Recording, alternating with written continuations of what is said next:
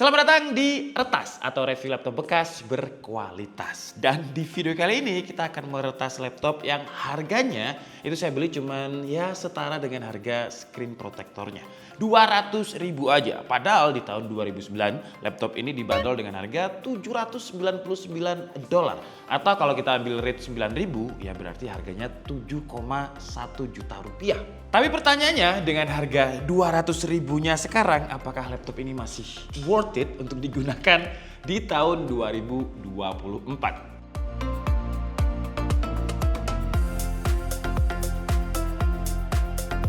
Ya, jadi ini adalah laptop keluaran Toshiba pada tahun 2009 yang namanya adalah Toshiba T135. Buat anak 90-an yang kelahirannya mirip-mirip sama saya, berarti umurnya sekitar 30 tahunan, pasti nggak asing lah ya dengan laptop Toshiba. Karena dulu Toshiba itu termasuk merajai dunia perlaptopan. Sampai akhirnya di tahun sekitar 2020 Toshiba memberhentikan produksi di divisi laptopnya dan beberapa sahamnya itu dijual ke SAP. Nah, SAP menjual laptop Toshiba dengan nama Dynebook. Jadi sekarang ya udah jarang kita temui laptop Toshiba baik yang masuk resmi Indonesia ataupun yang global.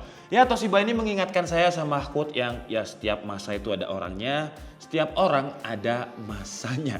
Karena bisa dibilang pada tahun sekitar 1990 sampai tahun 2000-an ya laptopnya Toshiba itu merajai dunia perlaptopan ya sama kayak Nokia pada era kejayaannya. Tapi setelah itu karena dia kalah bersaing sama kayak HP, Lenovo, Asus, Dell, Apple dan akhirnya ya daripada minus terus diputuskanlah untuk dijual sahamnya dan dibeli sama Sharp. Dan Dynebook sendiri juga nggak masuk resmi ke Indonesia.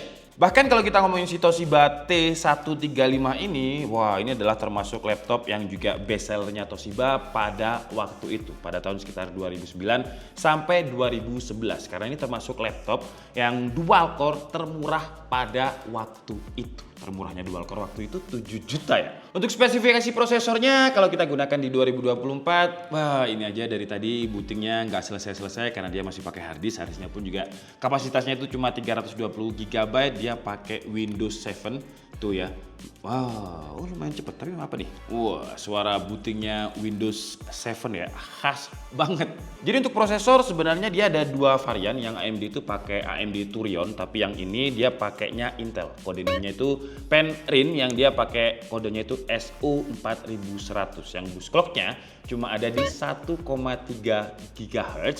Terus cuman dual core dual thread dan juga nanometernya atau fabrikasinya itu di 45 nanometer. Bayangin ya dari 2010 ke 2024 fabrikasi prosesor, wah gila perkembangannya kenceng banget. Bahkan sekarang ada prosesor yang 4 nanometer. Dan PCMag salah satu website terpercaya untuk nge-review kayak PC dan juga laptop pada waktu itu bilang kalau Toshiba Satellite T135 ini prosnya itu banyak banget. Very inexpensive yang artinya itu sangat tidak mahal. 7 juta ya pada waktu itu menurut saya harganya mahal. Kalau 7 juta sekarang kita bisa dapat Ryzen 5-nya dari Advan, Ryzen 5-nya dari Axio, prosesor seri H untuk harga 7 juta udah dapet. Nah dulu kita cuma dapat prosesor Pentium SU4100 yang cuma bus clocknya itu 1,3 GHz. Terus PCMag juga bilang di prosnya itu dia energi efisien, baterainya tahan lama, tapi kalau kalian tanya apakah di 2024 baterainya tahan lama? Jawabannya ya ini laptop yang saya beli bekas, kenapa harganya cuma 200.000? Karena minusnya banyak. Jadi baterainya ini udah nggak berfungsi, makanya dari tadi ada charger di sini. Kalau misalkan saya cabut, ini dia mati. Dan kalau kita lihat ya desainnya ya kalau PCMag bilang ini lightweight dan juga thin ya, tapi pada zamannya. Karena untuk sebuah prosesor dual core yang cuma 1,3 GHz, bobotnya itu 1,76 kg. Wah, sekarang laptop-laptop sekarang kayak punyanya Acer, kayak punyanya XP yang pakai prosesor seri U itu bisa di bawah 1 kg, 900 gram. 1,76 pada waktu itu udah dibilang lightweight dan juga thin. Ya, padahal tebel banget tuh kalau kalian lihat. Tebelnya sekitar segini, coba misal nih. Kita bandingin sama laptop Adiapad ya, laptop keluaran sekarang yang ini harganya ini Adiapad berapa nih? Ya, ini jadi Adiapad, ini Adiapad Slim 3. Ini keluaran 2024, dia pakai Core i3 Gen 12.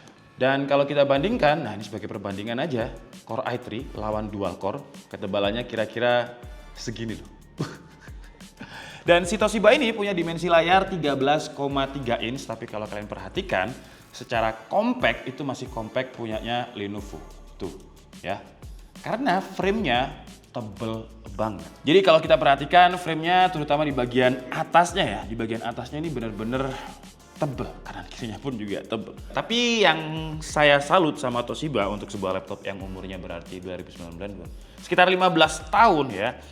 Ini penggunanya termasuk masih oke lah, karena kalau kita lihat ya beberapa area kayak Chrome-nya ini memang udah mengelupas, tapi di sini ada beberapa indikator, banyak banget ya indikatornya zaman dulu ya.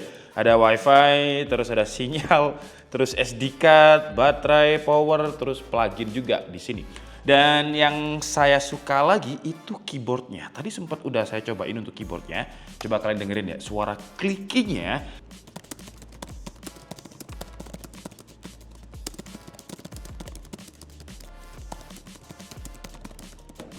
Jadi feel-nya, terus travel distance-nya, itu kayak masih dalamnya pas, enak, empuknya dapet, dan semuanya masih berfungsi dengan baik. Tapi kalau kita ngomongin apa aja nggak fungsi, ya yang jelas Windows-nya ini nggak ori. Jadi kalau kita perhatikan di bagian pojok ini, tulisannya itu the copy of Windows is not genuine. Jadi ini bukan yang original. Terus beberapa aplikasinya kalau kita lihat di sini juga aplikasi-aplikasi jadul ya, kayak Winamp. Siapa sekarang yang pakai Winamp ya? Ya sekarang semuanya udah serba digital, streaming, Spotify, SoundCloud kayak gitu-gitu. Jadi Winamp udah nggak kepake. Terus editing fotonya ada Photoscape, terus Microsoft-nya juga masih Microsoft yang lama ya, Picasa 3. Wah, langsung kayak nostalgia gitu kalau saya lihat beberapa aplikasi yang ada di Windows 7. Kenapa penggunanya pakai Windows 7 nggak pakai Windows 11 ya? Karena prosesornya udah keluaran 2009 ya, udah nggak support. Sama kayak HP itu kan biasanya software update-nya dikasih paling mentok berapa sih sekarang? 4 tahun. Nah kalau prosesornya udah lama, chipsetnya udah lama, ya dia nggak dikasih support. Karena kalau dikasih support terus, diperbaiki terus, dioptimal terus sampai 20 tahun ya chipset mereka yang baru nggak bakal laku. Terus kalau kita ngomongin layout keyboard, saya suka banget layout keyboardnya karena tombol arrow-nya ini udah dibikin dedicated. Jadi walaupun ini bukan laptop gaming, tapi tombol arrow-nya ini dedicated, yang artinya dibikin terpisah sama keyboard lain. Terus tombol powernya juga udah memisah pada waktu itu ya. Jadi kenapa Toshiba merajai sih? Ya karena udah dipikirin gitu ya. Tapi sayangnya harganya Toshiba itu di sekitar tahun 2015 sampai 2020 memang udah kalah sejak hadirnya Asus, Acer, dan teman-temannya. Terus kalau untuk desain sih, desainnya ya Toshiba banget ya. Untuk portnya kenapa dia masih tebel? Karena pada waktu itu belum ditemukan kayak kabel-kabel yang lebih kenceng. Jadi masih pakainya ya VGA kayak gini, karena dulu teknologi HDMI itu masih mahal. Terus input RJ45 juga masih ada. Dan audio jacknya bukan yang combo ya, masih yang double kayak gini. Yang kalau misalkan kita ketuker, jadi kita naruh headphone di jacknya mic itu nggak bisa. Terus juga masih ada slot full size SD card. Jadi ya karena dia tebel, portnya termasuk lengkap juga portnya ya. Di bagian belakang ada bekas pemakaian kayak gini, tapi untuk umur 15 tahun kalau kita lihat sih masih oke ya. Jadi kalau Toshiba sekarang ngeluarin laptop lagi terus dia mau klaim kalau laptopnya itu durable sampai 10 tahun, ya terbukti di seri T135-nya. Tapi untuk baterainya dia copotan, tapi enaknya copotan kayak gini karena kan dia baterainya ini sekarang rusak ya. Jadi kalau misalkan baterainya rusak ya tinggal diganti aja baterainya, nggak usah bongkar laptop. Sebenarnya laptop yang sekarang pun juga bisa diganti baterainya aja, tapi repotnya karena dia tertanam di dalam, jadi harus dibongkar dulu. Kalau kalian tanya apakah prosesor si SU4100 si Penryn ini bisa digunakan di 2024, ya tergantung aplikasinya ya. Kalau aplikasinya cuma Google Docs, ngetik-ngetik aja. Ini aja dari tadi saya coba WiFi-nya nggak bisa. Jadi ya kalau dibuat ngetik-ngetik aja atau dibuat monitoring CCTV dengan harga 200.000 oke lah. Tapi kalau digunakan untuk pekerjaan yang lumayan kompleks ya agak sulit. Coba kita cabut ya, apakah dia langsung mati? Langsung mati karena memang baterainya rusak, tapi saya penasaran laptop zaman dulu itu kira-kira bagian dalamnya kayak apa. Jadi untuk nyopotnya kayak gini aja. Nah, terus kita tinggal ke toko aksesoris laptop. Saya mau beli baterai yang kayak gini. Nah, enaknya zaman dulu itu enaknya kayak gini ya, tinggal bawa baterainya ke sana, terus dicocokkan. Kalau misalkan nggak ada, biasanya ada kayak semacam OM-nya atau alternatifnya. Oke, sekarang kita coba lihat bagian dalamnya ini kayak gimana. Nah, jadi enaknya laptop zaman dulu karena dia masih tebel-tebel kayak gini, jadi kita nggak perlu bongkar semuanya untuk upgrade. Jadi kalau kita lihat RAM-nya ini dia pakai DDR berapa ya? Harusnya sih kalau tahun 2009 sekitar masih 1000-an Mbps lah speednya. Tapi di sini biasanya ada kok. Wah, untuk memori RAM-nya dia pakai Samsung, ini kapasitasnya 2 GB, speednya 1200 MHz. Jadi kalau dua, ini apakah duanya juga Samsung juga? Coba kita lihat. Oh beda ya, yang ini bukan Samsung, ini kayaknya yang bawaannya. Terus ini yang upgrade-nya, ini pakainya 2 GB juga. Dan kalau kalian tanya apakah ada slot SSD, belum ada. Dan zaman dulu namanya SSD itu masih mahal banget. Terus dia udah include sama Windows ya pada waktu itu ya. Cuman Windows zaman dulu masih kayak ada stikernya kayak gini. Kalau sekarang kan udah pre-install, tertanam di motherboardnya. Jadi kalian mau ganti SSD, ganti storage apapun, enaknya laptop sekarang Windowsnya bakalan tetap ada. Kalau dulu, wah kita harus pindah-pindah dulu ya. Oke lah, jadi mungkin cukup segitu aja ya retas episode kali ini. Harga 200 ribuan ya, seperti biasa kalau kalian mau nanti link pembeliannya akan saya taruh di kolom deskripsi. Tapi kayaknya biasanya untuk retas di DKID itu jadi laptopnya rusak, kita perbaiki terus kita jual lagi dengan harga yang sama, jadi nggak ada profitnya karena memang untuk episode retas selanjutnya. Tapi sekarang karena rusaknya cuma baterai dan wifi, harusnya sih ya dibeliin baterai sama wifi aja udah cukup lah. Jadi bakalan tetap kita jual dengan harga kita dapat 200 ribu aja. Nanti link pembeliannya ditaruh di kolom deskripsi. Kenapa nggak di giveaway aja bang? Wah, kalau giveaway 200 ribu itu kayak ya yang ikut aja bakalan males. Jadi kita jual aja 200 ribu. Nanti budgetnya kita buat untuk retas lagi. Dan di next retas kita bakalan ada laptop gaming yang dulu laptop gaming ini GG banget dari Asus ROG. Nantilah di next episode bakalan kita bahas. Sekarang balik lagi pertanyaan, apakah laptop ini cocok untuk digunakan di 2024 walaupun harganya 200 ribu?